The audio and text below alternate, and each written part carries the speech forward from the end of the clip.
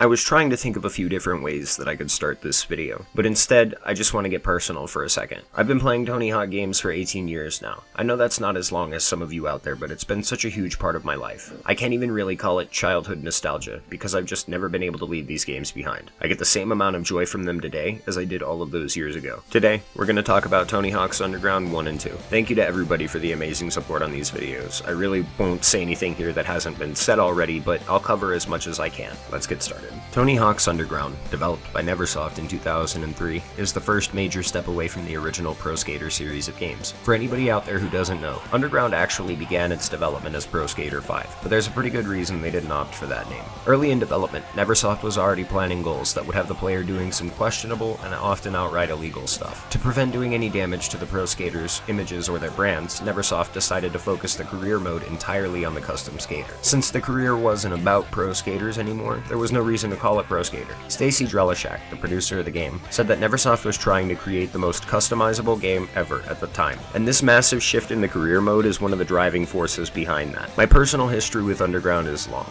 I played this game for the first time in 2005 when I was only 5 years old. My sister had an Xbox with a copy of this sitting right next to it, and back then, I had no clue how to play it. I just remember getting really hyped when I found the hidden tape under the Jersey Bridge. Over the years, Underground kept popping up. The majority of my childhood with the game was spent playing the GameCube port, and somewhere down the road I wound up with the PS2 port, which is just better. I can't really count the hours I've spent playing it. It's somewhere up in the thousands. These days, I come back to it anytime I need to feel inspired or motivated. Like I said a minute ago, the career mode here is a complete turn away from everything the Tony Hawk series has done up until this point, sort of. In true Pro Skater fashion, the one crucial thing is the same. You still go from map to map completing goals in order to move on. It's elegant, it's classic. The big new inclusion here is the story. Tony Hawk's Underground is the story of a small-time skater defying the odds. The game emphasizes creating a new skater, but for the sake of the video, we'll stick with Steve. The game opens with Steve busy working on his deck. In comes Eric Sparrow, the best friend and later rival, who tells Steve to hurry up because Chad Muska's coming to put on a skate demo. After going through some goals that provide some small story bits, Steve does some skating around Muska to get his attention. Chad Muska gives us an inspirational story about himself and sets Steve on the path to getting sponsored. Steve does a bunch of stuff to impress the locals and soon after meets the legendary Stacy Peralta. Stacy tells Steve that he'll sponsor him, but only if he can get him footage of new tricks from spots he's never seen before. In comes Eric,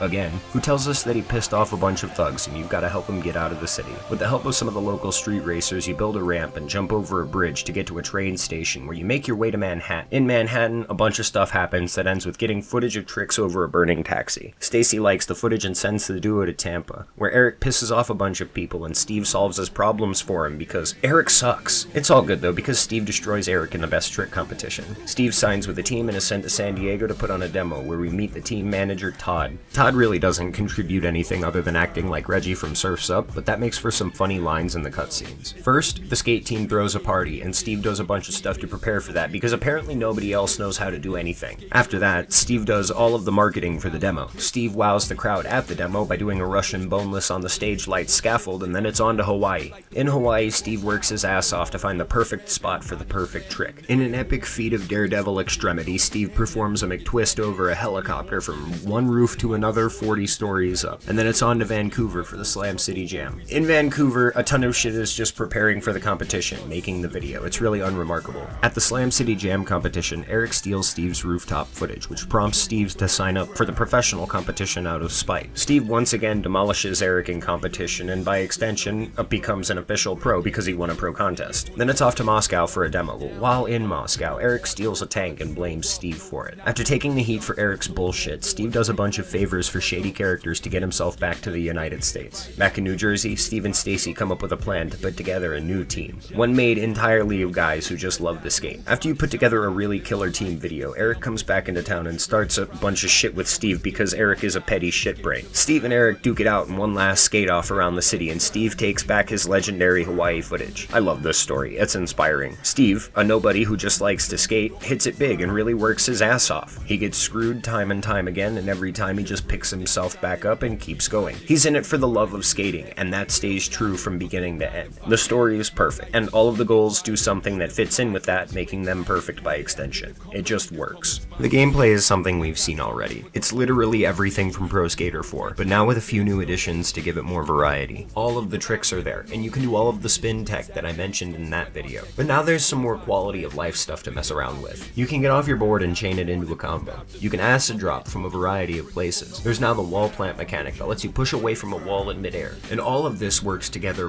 really well with what was already there. None of the new mechanics from this game feel unnecessary. Sort of. Underground introduced driving cars, and it does a lot to highlight that by having you drive many different cars for many different goals. But it's really just fluff, it doesn't have to be there. It does make for some ridiculous story moments though, like having the chase sequence through Tampa, or the limo pickup in Vancouver. The stats system has also been overhauled again. Instead of getting stats for completing goals or picking up stat icons to allocate, you now have to meet specific requirements for each stat. That adds more goals to the game by giving you free skate goals without forcing you to go into any specific thing or place or do something for them with any object. They rely on you to be a little bit more creative with your overall play style. New to this game is the difficulty system, and picking from the difficulties will make performing and landing tricks easier or harder, and it changes how some of the goals play out, as well as how many of the goals you have to complete in order to move on. I play on sick these days because there's really no reason to play on anything lower than that. It's dirt easy. The cash system is gone, and in place of that you now have more customization stuff just by playing through certain game milestones. New to this game is create a deck, customizable shirt logos, custom faces, and create a trick. They really wanted you to play around with the customization. It was emphasized. They nailed it. Instead of buying movies, you now unlock them by finding the secret tape in each level. There are also a few hidden levels from Pro Skater 2X if you know where to find them.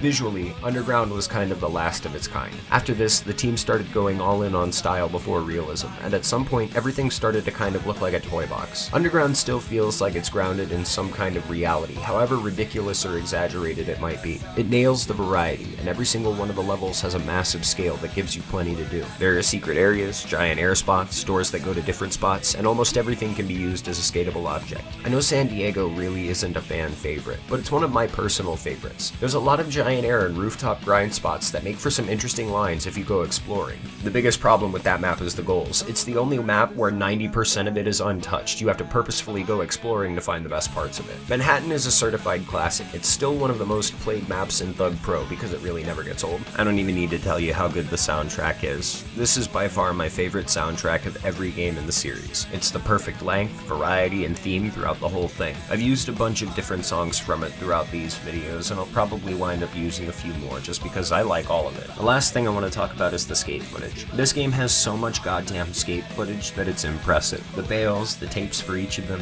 the secret tape movies, the movies that you see when you put together the Peralta team tape. On top of that, Underground has a couple of unlockable music videos as well, so they added even more variety to the movies. With all of that out of the way, Tony Hawk's Underground is a 10 out of 10. It's perfect. Very few games deserve a 10 out of 10. This one is unquestionable. As far as games go, there are only a few that are as fun and infinitely replayable as this one. There are only a few that do exactly what they have to do like this one does. It added just the right amount of things to not be overwhelming. It had perfect map designs across the board. The variety of customization is superior to pretty much every modern video game. On top of all of that, it pays such a great amount of respect to skateboarding as a whole. Yeah, it's not realistic, it's not a simulation, but it doesn't have to be. It's a video game, and as a video game, it's one of the best. I don't give a fuck if you can McTwist a helicopter in real life. The point is that this is a fantasy, and it's a really good one. Up next is Underground 2, developed in 2004. The story behind the development isn't any different from the rest, but there was a lot of world travel involved. The team made their way to numerous different places all over the world to capture the accuracy for each map, and that's really cool. I don't want to dwell on Underground 2 for too long. The career and gameplay are pretty much identical to the previous games, so I'm only going to talk about what's new here. I'm also going to be real for a sec. I don't want to play through the whole Underground 2 career again, so instead of doing that, I downloaded a 100% save file just so I could capture some gameplay footage. This time around,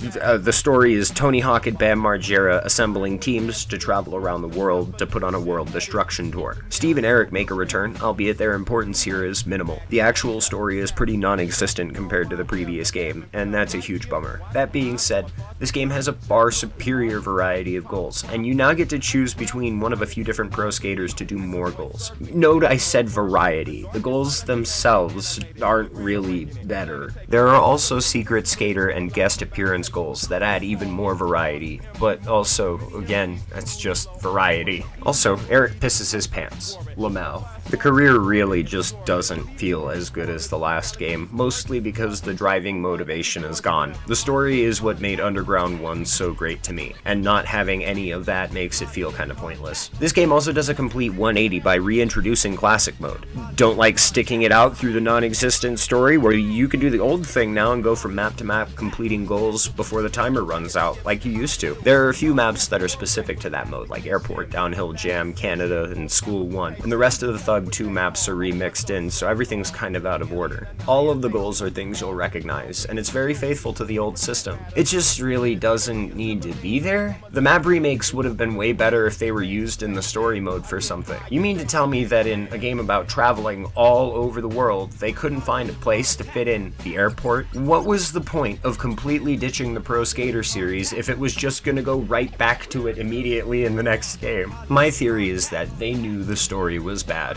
and wanted to provide an alternative, because really, who the fuck wants to sit through Jackass the game disguised as Tony Hawk? Jackass the game wound up releasing in 2007, so this turned out to be fucking pointless anyway. Let's talk about the gameplay. New to Underground 2 is the graffiti and sticker slap system. You can now design a graphic for both spray tags as well as a sticker to leave behind. Sticker slap isn't as good as wall plant, and the angle you can hit it at is much smaller, but it's a very useful thing still to have. Another new feature is free flips and rolls. Now double tapping a direction while holding a trick will flip or roll you in that direction. It puts a lot of emphasis on doing tricks, but takes a lot of emphasis away from the create a trick system. So, It's hard to improve on perfection, despite how much this game tries. The last major addition here is the Nodus spin. You can now spin on poles to rack up some extra quick score. The game does a couple of other things as well, like rail stall, which lets you hold a grind in one spot, or throwing tomatoes at NPCs, or lighting your board on fire. Aside from all of that though, literally everything from the previous games returns, including the spin tech. The one mechanic I totally hate is focus. It slows down time, and the only reason it exists is so you can practice. With that in mind, the fact that it's included in sick difficulty is kind of atrocious. It takes all of the difficulty out of the game, and it was already struggling for difficulty to begin with. The maps here are